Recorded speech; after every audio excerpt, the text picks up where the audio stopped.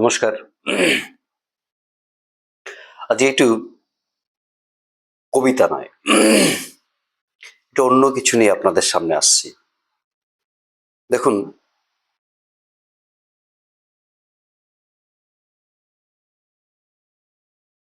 গত ১৭ তারিখ, ১৭ই জুন, গোটা ভারতবর্ষ ব্যাপী বা বিশ্বের বিভিন্ন জায়গায় মুসলমানরা ঈদুল আজহা পালন করল। ঈদুল আজহা মানে আত্মত্যাগের উৎসব, উৎসর্গের উৎসব। কিভাবে এই উৎসবের সৃষ্টি, আর কোন কোন ধর্মে এই আত্মত্যাগের কথা বলা আছে, উৎসর্গ করার কথা বলা আছে, যাকে আপনি সবচেয়ে বেশি ভালোবাসেন তাকে উৎসর্গ করবার কথা বলা আছে। তিনটে ধর্মের কথা আমি বলবো: ইহুদি, খ্রিস্টান এবং ইসলাম। এই তিনটে ধর্মকেই বলা হচ্ছে আব্রাহামিক রিলিজিয়ন বা এব্রাহামিক রিলিজিয়ন। তিনটে ধর্ম, ইহুদি, খ্রিস্টান এবং ইসলাম, এরা নিজেদের জাতির পিতা হিসেবে মনে করেন ইব্রাহিম আলাইহিসসালামকে বা আব্রাহামকে।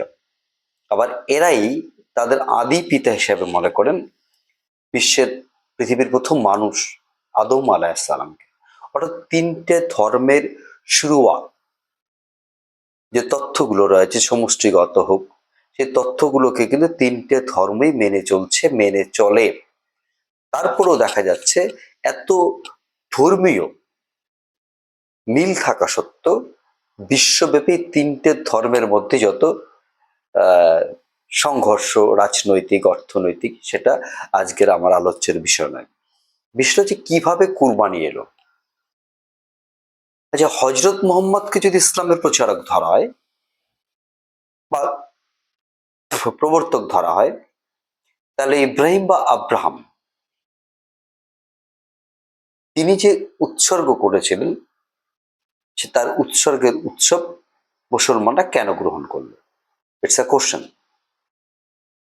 খুব সহজ উত্তর। মুসলমানরা আদমকে আল্লাহ প্রেরিত প্রথম নবী, পয়গম্বর হিসেবে মনে করেন, এবং তার পর যত নবীর উৎপত্তি হয়, নবীর আবির্ভাব ঘটেছে, বেশিরভাগ নবীরাই হচ্ছেন ইব্রাহিম আলাইহিস সালামের বংশধর। ইব্রাহিম আলাইহিস সালামের দুটো সন্তান ছিল, পুত্র ছিল, ইসহাক আলাইহিস সালাম এবং ইসমাইল আলাইহিস সালাম। যারা খ্রিস্টান, ইহুদি এবং ইসলাম ধর্মে বিশ্বাস করেন তারা এই বিষয়গুলো জানেন। হয়তো কোথাও কোথাও ভাষাগতভাবে, কোথাও কোথাও কি বলবো, ধর্মীয় রেওয়াজ অনুযায়ী নামকরণে একটু তফাৎ থাকবে। যেমন দাউদ আলাইহিস সালাম, উদাহরণ এটা দিচ্ছি, সেটা খ্রিস্টানদের ভাষায় ডেভিড আলাইহিস সালাম হচ্ছে, কিন্তু আদম কোথাও অ্যাডামস হচ্ছে, ইভ কোথাও হাওয়া হচ্ছে। এই ইব্রাহিম আলাইহিস সালামকে আল্লাহ তাআলা তাকে স্বপ্ন দেখালেন যে তুমি যে আমার প্রিয় বান্দা, প্রিয় নবী, এটার আমার প্রমাণ দরকার, প্রমাণ চাই যে তুমি আমার জন্য কি উৎসর্গ করতে পারো। সুতরাং আল্লাহ নবী বললেন যে পরওয়ারদিগার, আপনি যা চাইবেন আমি তাই উৎসর্গ করব। আল্লাহ তাকে স্বপ্ন দেখালেন তুমি তোমার প্রিয় জিনিসকে উৎসর্গ করো। এই প্রিয় জিনিসকে উৎসর্গ করতে গিয়ে ইব্রাহিম আলাইহিস সালাম দুম্বা, উট এগুলো কুরবানি করলেন। কিন্তু তারপরও আল্লাহ তাআলা ওহী আসলো যে তুমি তোমার প্রিয় বস্তুকে, বিষয়কে, সবচেয়ে প্রিয়তম ভালোবাসার সম্পদকে তোমাকে কুরবানি করতে হবে। অনেক ভাবলেন, ভেবে চিন্তে দেখলেন যে পৃথিবীর মধ্যে সবচেয়ে তিনি বেশি ভালোবাসেন যাকে, তিনি তার পুত্র ইসমাইল আলাইহিস সালাম।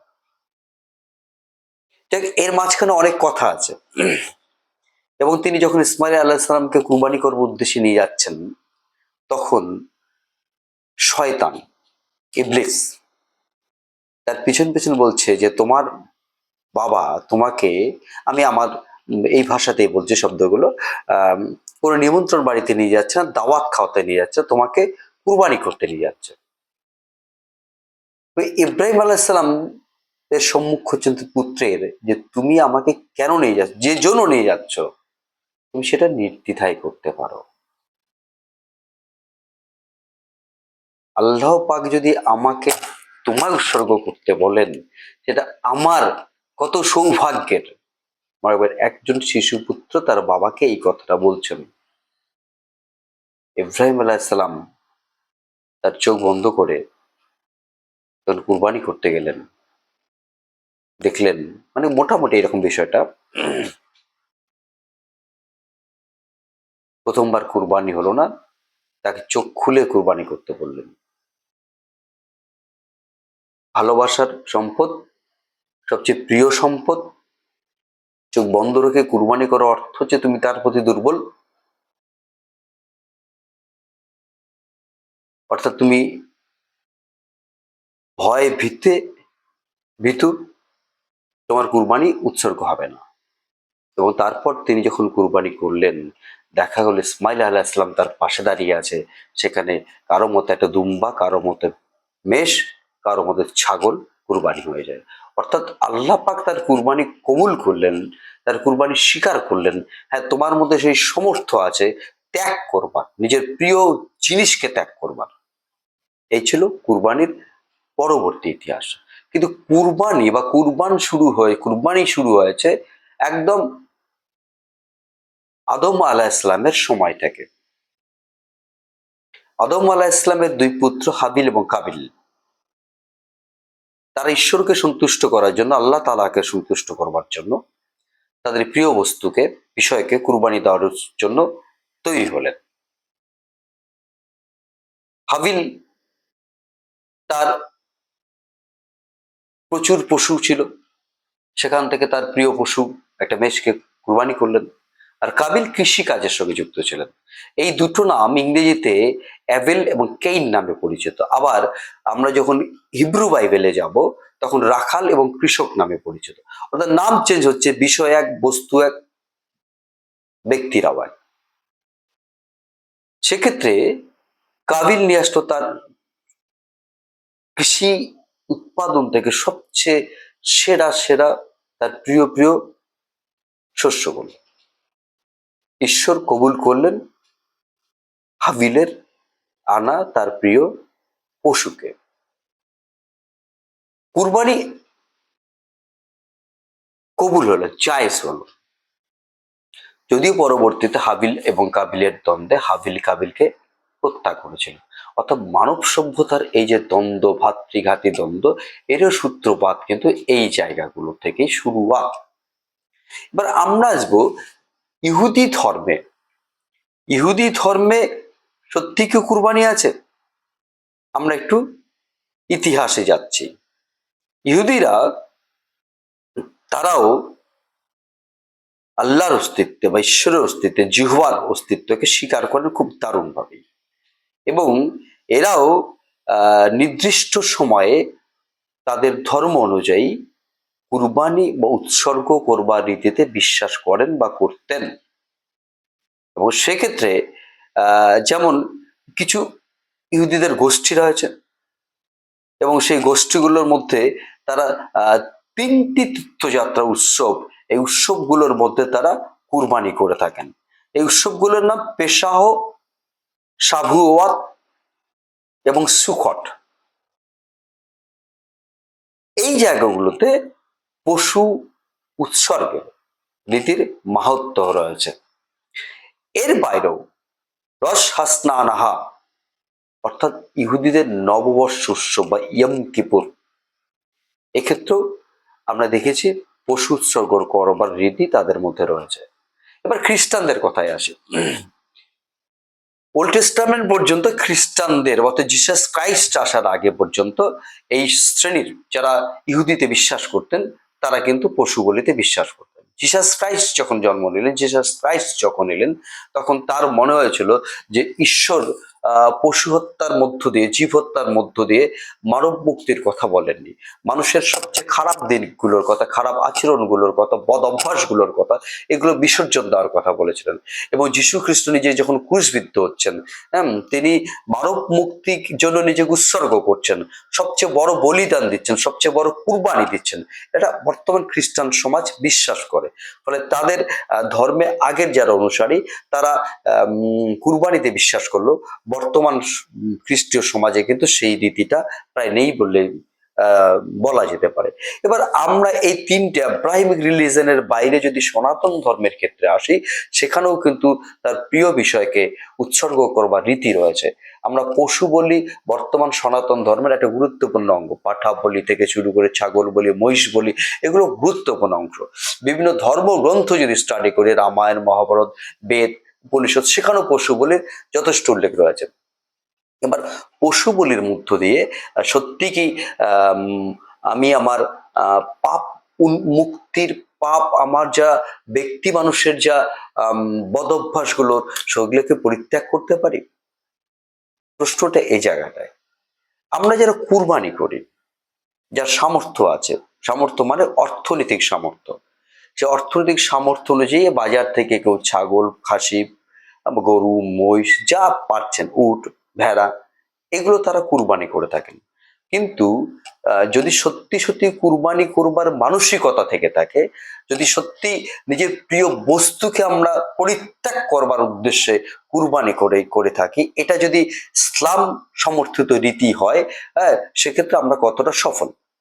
মনে রাখতে হবে, ঈদুল ফিতর এবং ঈদুল আজহা মুসলমানদের ক্ষেত্রে কিন্তু প্রথম দিকের উৎসব ছিল না। মুসলমানরা প্রথম দিকে দুটো উৎসব পালন করতেন। একটাকে বলেছে নওরোজ, অর্থাৎ নববর্ষ উৎসব, তাদের মধ্যে সব জনপ্রিয় উৎসব ছিল বছরের প্রথম দিন।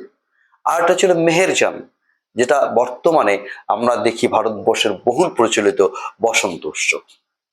অর্থাৎ বসন্ত উৎসব এবং নববর্ষ উৎসব ইসলামের প্রথম দিক থেকেই ইসলামের সঙ্গে যুক্ত ছিল।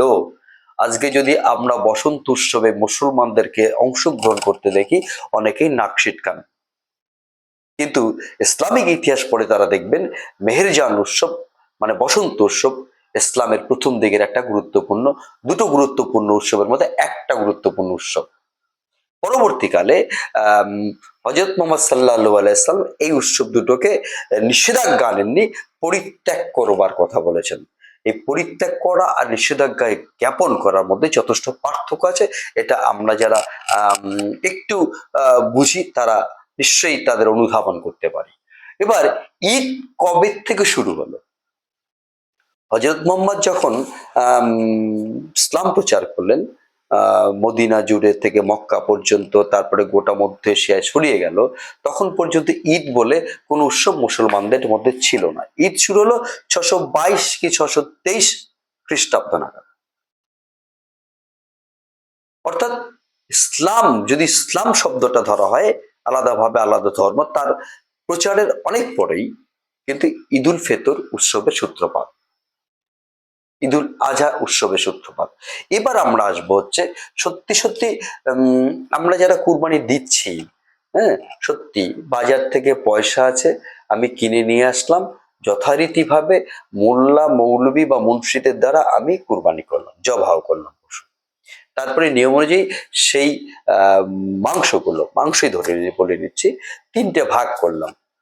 একটা ভাগ যিনি দিচ্ছেন তার নামে উৎসর্গিত হলো, একটা ভাগ তিনি যে এলাকায় বসবাস করেন সেই মানুষগুলোর উদ্দেশ্যে উৎসর্গিত হলো, আর একটা ভাগ আত্মীয় স্বজন বন্ধু বান্ধবের নামে উৎসর্গিত, তাদেরকে দেওয়ার কথা বলা হলো। কিন্তু সত্যি কি এতে আমাদের আত্মশুদ্ধি হয়, আত্ম উন্মোচিত হয়? আমার টাকা আছে, আমি পশু কিনে জবাহ করলাম, আমি আমার ভিতরকার পশুকে সত্যি জবাহ করতে পেরেছি? আমি আমার ভিতরের লোভ লালসাকে পরিত্যাগ করতে পেরেছি? আমরা পারি না। আমরা যতই ধর্মের বড়াই করি, যিনি যে ধর্মে বিশ্বাস করুন, প্রত্যেকটা ধর্মেই নিজের ভিতরের যে পশুত্ব, লোভ, লালসা, এগুলোকে কুরবান করবার কথা বলেছে। ইসলামেও সেটাই বলেছেন। তারপরও যদি দেখা যায় যে কেউ কেউ আছেন যে সারা বছর ধরে একটা পশু পালন করছেন, অটোমেটিক্যালি তার ক্ষেত্রে একটা মহব্বত মায়া জন্মায়। সেক্ষেত্রেও তার ভালোবাসাকে তিনি পরিত্যাগ করছেন, কুরবানি করছেন। কিছুটা হলে এই জায়গাটায় আমি আত্মত্যাগের কথা বলছি। কিন্তু যার পকেটে পয়সা আছে, ঈদের ৩ দিন ৪ দিন ১ সপ্তাহ আগে হাট বাজার থেকে পশু কিনে এনে কুরবানি করলেন। আপনি বলুন তো সেই পশুটার প্রতি আপনার কতটা দরদ, মায়া, মহব্বত থাকবে? বাজারে কিনতে গেলে দাম শুনে অনেকেই এপাশ ওপাশ করেন। আমিও করি। এত টাকা! সুতরাং এই যে আত্মত্যাগ করতে গিয়ে একটু আফসোস, এত টাকা নাম, তো টাকাকে আপনি বলিদান দিচ্ছেন সামান্য, কিন্তু নিজের ভিতরকার পশুর থেকে বলিদান দিচ্ছেন কি? ইব্রাহিম আলাইহিস সালাম যা কুরবানি করেছিলেন, ভিতরে লোভ লালসা মায়া মহব্বতকে তিনি কুরবানি করেছিলেন। তিনি যখন তার পুত্র ইসমাইল আলাইহিস সালামকে কুরবানি করতে যাচ্ছিলেন, তিনি কখনোই ভাবেননি, কখনোই প্রত্যাশা করেনি যে আল্লাহ পাক তার ছেলের জায়গায় একটা পশুকে কুরবানি করে কবুল করবেন। ঈশ্বর বা আল্লাহ যাই বলুন না কেন, তার মাহাত্ম্য তো অদ্ভুত। তাহলে সর্বস্ব পরিত্যাগ করবার উদ্দেশ্যে, নিজের প্রিয়তম পুত্রকে পরিত্যাগ করবার উদ্দেশ্যে তিনি যে কুরবানি করেছিলেন, আমরা মুসলমানরা সেটা করছি না। আমরা আমার ভিতরের পাপবোধকে কুরবানি করছি না। আমরা অনেক কিছুই করি, আমার মনে হয় সবটাই লোক লোক দেখানো। কুরবানি করছেন, ভাগের ক্ষেত্রে শিক্ষাটাও একটা বৈষম্য রেখে দিচ্ছেন। দেখবেন, খারাপ পাবেন না, অনেকে সমাজের অংশটা দিলেও আত্মীয় স্বজনের অংশটা কতটা সম্পূর্ণভাবে বিলি করেন সেটা কিন্তু একটা প্রশ্ন আমার মধ্যে থেকে যায়। দেখবেন হয়তো প্রতিবাদ করবেন অনেকেই, অনেকেই বলবেন না আমরা দেই, আপনি ভুল বলছেন, হতে পারে ভুল বলছি। আমি সমস্ত মানুষকে যারা কুরবানি করেন তাদের উদ্দেশ্যে এই কথাটা বলছি, কেউ কেউ ওই আত্মীয় স্বজনের এক অংশটার কিছুটা অংশ নিজের মধ্যে রেখে দেন। সেক্ষেত্রে কুরবানি কতটা জায়েজ এটা কিন্তু ভাববেন। সেক্ষেত্রে কুরবানি কতটা জায়েজ। ইসলামে একটা কথা বলা আছে, আপনি যদি আপনার প্রতিবেশী তার সঙ্গে ঝগড়া করে, রাগ দেখিয়ে, ক্ষোভ বিদ্বেষ থেকে ৩ দিন কথা না বলেন, তাহলে আপনি আর মুসলমান হতে পারেন না, থাকতে পারেন না। উল্লেখ করা আছে। কজন মানি, কজন বিশ্বাস করি? বিশ্বাস করি না, মানিও না। দ্বন্দ্ব, সামাজিক বৈষম্য পৃথিবীর প্রত্যেকটা ধর্মকে গ্রাস করেছে। পৃথিবীর প্রত্যেকটা ধর্মকে গ্রাস করেছে। যেমন ইহুদিরা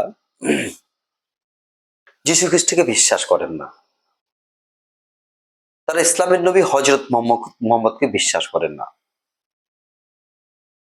ইহুদিরা এটা বিশ্বাস করেন, যেহেতু ওল্ড টেস্টামেন্টে বাইবেলে লেখা আছে যে ঈশ্বর আরেকজন নবীকে পৃথিবীতে পাঠাবেন, আল্লাহ পাক আরেকজন নবীকে পৃথিবী পাঠাবেন, যিনি মানুষকে মুক্তি দেবেন সমস্ত পাপ জরাজীর্ণতা থেকে। এবার যীশু খ্রিস্ট বা ঈসা আলাইহিস সালাম, তিনি যে সেই নবী, একজন আসবেন নবী, শেষ নবী নয় কিন্তু। ওল্ড টেস্টামেন্টে এই কথাটাই আছে। তিনি ঈসা নবী, ঈসা আলাইহিস সালাম বা জিসাস ক্রাইস্ট, সেটা ইহুদিরা আজ পর্যন্ত মনে করেন না, বিশ্বাস করেন না। সে কারণেই যিশুর এই যে একেশ্বরবাদের প্রচারে যখন ইহুদিদের স্বার্থে ঘা লাগলো, তখন ইহুদি শাসকেরা, ক্ষমতাসীন গোষ্ঠীরা যীশু খ্রিস্টকে ক্রুশে বিদ্ধ করেছিল। যারা খ্রিস্ট ধর্মাবলম্বী মানুষ, তারা এই যিশুর মহান আত্মত্যাগকে এই মহৎ আত্মত্যাগকে কুরবানির চরম উৎকর্ষ প্রতীক হিসাবে মনে করেন। গোটা মানব সমাজকে তাদের পাপ সমস্ত যীশু খ্রিস্ট নিজের ধারণ করে পৃথিবীকে পাপ মুক্ত করেছেন, এটা খ্রিস্টীয় সমাজের দাবি। সেই কারণে তাদের মধ্যে আগে পশু বলি কুরবানি থাকলেও এখন আর সেই অর্থে কুরবানি তাদের মধ্যে নেই। কিন্তু মুসলমানরা কিন্তু কুরবানি করছেন, ইহুদিরা কুরবানি করছেন, হিন্দুদের মধ্যে কুরবানি বলবো না, বলি প্রথা দারুণভাবে প্রচলিত রয়েছে। তো দেখবেন প্রত্যেকটা ধর্মের ক্ষেত্রেই একটা কোথাও মিল রয়েছে, একেশ্বরবাদিতার মিল রয়েছে। যেমন বেদে সাকার নিরাকারের কথা বলা আছে, ইসলাম নিরাকার, খ্রিস্টান নিরাকার, ইহুদিরা নিরাকার। অর্থাৎ এই যে মিল, একেশ্বরবাদের কথা, একমেবা অদ্বিতীয়ম, একম অদ্বিতীয়ম, লা ইলাহা ইল্লাল্লাহ, আল্লাহ এক এবং অদ্বিতীয়, গড ইজ ওয়ান, ঈশ্বর এক এবং অদ্বিতীয়, জিহোবা একজন। এই যে শব্দগুলো, আপনি আল্লাহ বলুন, ঈশ্বর মানুন, ভগবান বলুন, জিহোবা বলুন, গড বলুন, প্রত্যেকটা জায়গায় বলা আছে একম অদ্বিতীয়ম। আমরা ভাগ করছি, ছোট বড় করছি, কোন ধর্মী বর্ণভেদের কথা বলা নেই। ইসলাম বর্ণভেদ মানে না, খ্রিস্টানরা মানে না, ইহুদিরা মানে না। সনাতন ধর্মে যেটা আছে সেটা পরবর্তীতে তৈরি করা, এরকম বিতর্ক রয়েছে। সুতরাং কুরবানি করুন, আমাদের ভিতরের যে লোভ লালসা পাপগুলো আছে তাকে পরিত্যাগ করে আত্মশুদ্ধি করবার নামেই কুরবানি। হযরত ইব্রাহিম আলাইহিসসালাম সেটাই করেছিলেন। যারা হযরত ইব্রাহিম আলাইহিসসালামের জীবনী জানেন, তার এও জানে এর আগেও আল্লাহ পাক, ঈশ্বর ভগবান, গড, জিহোবা তাকে আরো কঠিন পরীক্ষায় ফেলেছিল। জ্বলন্ত অগ্নিকুণ্ডে নমরুদ বাদশা তাকে ছুঁড়ে ফেলেছিল। নমরুদ বাদশা প্রমাণ করতে চেয়েছিল আমি ঈশ্বর, আমি আল্লাহ, আমি গড, দেখি তোমাকে কে বাঁচায়, তোমার আল্লাহ বাঁচায় কিনা। সেই তথ্য খ্রিস্টান, ইসলাম এবং ইহুদিরা দারুণভাবেই বিশ্বাস করেন যে বিন্দু মাত্র ইব্রাহিম আলাইহিস সালামের একটা লোম পর্যন্ত পুড়তে পারেনি সেই জ্বলন্ত অগ্নিকুণ্ড।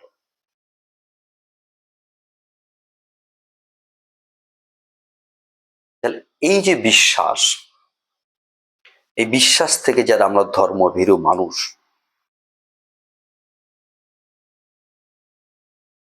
যারা মনে করি ঈশ্বর আল্লাহ ভগবান জিহোবা গডের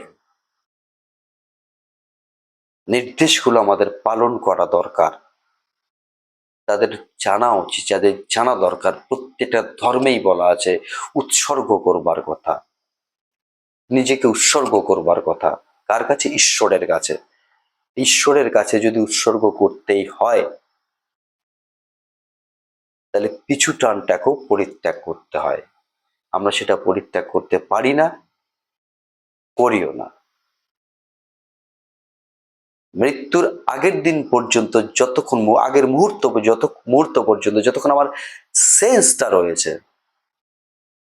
ততক্ষণ পর্যন্ত আমি ভাবি আমার এইটা জিনিস কি হবে, আমার ওই সম্পত্তিটা কি হবে। পরিত্যাগ করবার মানসিকতা আমাদের কারো মধ্যে নেই। সুতরাং হাজার পশু বলি হোক, হাজার পশু কুরবানি দিন, কুরবানি কতটা সাকসেস আমার প্রশ্ন চিহ্ন থেকে যায়। বাজার থেকে পশু কিনে নিয়ে এসে তাকে কুরবানি করা অর্থ ইব্রাহিম আলাইহিস সালামের অনুসারী হওয়া যায় না। হযরত মুহাম্মদ সাল্লাল্লাহু আলাইহি সাল্লামের অনুসারী হওয়া যায় কিনা সেটাও প্রশ্নের চিহ্ন থেকে যায়। তবে হ্যাঁ, ইসলাম প্রত্যেকটা ধর্মের নবীকেই সম্মান দেয়, বিশ্বাস করে। মুসা, মোজেস, জিসাস, ঈশান এরাও ইসলামের নবী। ইসলাম তাদেরকে সম্মান করে। ভালো থাকবেন। কুরবানি সার্থক হোক, অন্তত এবার না হোক, আরো সামনের দিন আমরা নিজের ভিতরকার পশুর থেকে কুরবানি করি। পৃথিবীর প্রত্যেকটা ধর্ম একদল ধার্মিক মানুষ তৈরি করুক, ধর্মান্ধতা নয়। ধর্মান্ধ মানুষকে পরিত্যাগ করুন। আপনি করুন, আমি করি, আর যারা দেখছেন শুনছেন প্রত্যেকে করুন। একটাই অনুরোধ, ভিডিওটা যদি কাউকে একটু হলো খারাপ কষ্ট দেয়, আমি করজোরে ক্ষমা চেয়ে নিচ্ছি। আমি অতটা পণ্ডিত নই ধর্মীয় বিষয়গুলোতে, জাস্ট একটু স্টাডি করে বলবার চেষ্টা করলাম। আসলে কতটা আমরা কুরবানি সার্থকতার মধ্য দিয়ে অর্জন করি, এটাই আমার আলোচ্য। ভালো থাকবেন। শুভরাত্রি।